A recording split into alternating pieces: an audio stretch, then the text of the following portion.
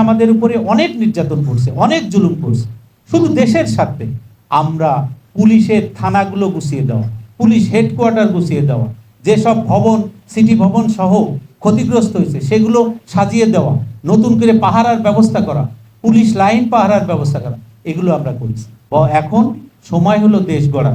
এখন লুটপাটের সময় নয়, নতুন করে কোনো সহিংসতা নয়, দেশ গড়ার সময়, নতুন করে দেশটাকে সাজানোর সময়। আয়নাঘর নামক বন্দিশালায় এখনো পর্যন্ত আমাদের অনেক ভাই আছেন যাদের খোঁজ আমরা এখনো পাইনি। আমাদের ইসলামী বিশ্ববিদ্যালয়ের ওয়ালিউল ইসলাম, মুজাহিদ, এদের খোঁজ এখনো আমরা পাইনি। মুকাদ্দেস,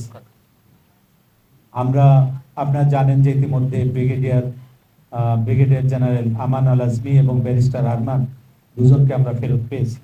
এইরকম অসংখ্য ভাই এখনো পর্যন্ত গুম হয়ে আছেন। তো এইগুলো মাধ্যমে আমাদের উপরে জুলুম নির্যাতন চলেছে। আমাদের সম্মানিত আমিরে জামাত মাওলানা মতিউর রহমান নিজামী সহ 6 জন শীর্ষ নেতা, সেক্রেটারি জেনারেল আলী হাসান মোহাম্মদ মুজাহিদ, সহকারী সেক্রেটারি জেনারেল মোহাম্মদ কামারুজ্জামান, আব্দুল কাদের মোল্লা এবং মীর কাশেম আলী সাহেবকে তারা বিচারিক কায়দায় হত্যা করেছে। আমাদের প্রাণপ্রিয় নেতা অধ্যাপক গোলাম আজম, এরপরে একেএম ইউসুফ, মাওলানা আব্দুস সোবাহান, মাওলানা দেলোয়ার হোসেন সাইদিকে কারাগারেই জুলুম নির্যাতনের মাধ্যমে তাদেরকে কারাগারে মৃত্যুবরণ করতে বাধ্য করা হয়েছে। এইরকম একটা পরিবেশ তৈরি করা হয়েছে।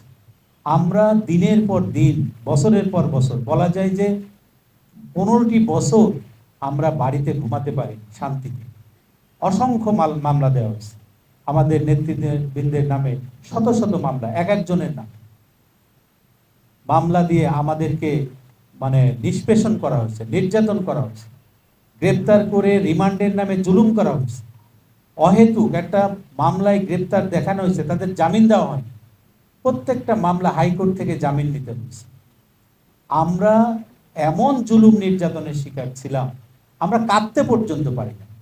আমাদের কষ্টে বুকটা নীল হয়ে গেছে, আমাদের কষ্টের কথাগুলো বলতে দেওয়ার সুযোগ পর্যন্ত হয় না। আপনারা দেখেছেন যে একটা মিছিল করব, প্রতিবাদ জানাবো একটা গ্রেপ্তারের বা একটা অন্যায়ের, একজন ভাইকে মেরে ফেলেছে, খুন করেছে, তার জানাজা পর্যন্ত আমাদেরকে ঠিক মতো পড়তে দেওয়া হয়, তার বিরুদ্ধে কথা বলতে দেওয়া হয়। আওয়ামী লীগ সরকারের সমালোচনা পর্যন্ত আমাদের করতে দেওয়া হয়। সমালোচনা করলে ডিজিটাল আইনে মামলা দেওয়া হচ্ছে, আইসিটি আইনে মামলা দেওয়া হচ্ছে। মিছিল করতে গেলে পিছন থেকে পুলিশ লেলিয়ে গুলি করা হয়েছে, টিয়ার সেল মারা হয়েছে, তা আমাদের পরে লাঠিচার্জ করা হয়েছে, আমাদের কাঁদতে পর্যন্ত দেওয়া, কথা বলতে দেওয়া। এইরকম একটা শ্বাসরুদ্ধকর পরিবেশে গোটা 15-16টি বছর আমরা পার করছি। আজকে একটি ছোট্ট কোটা আন্দোলন থেকে আওয়ামী লীগ সরকারের দাম্ভিক, অহংকারী এবং ফ্যাসিস্ট সরকারের পতন হয়েছে।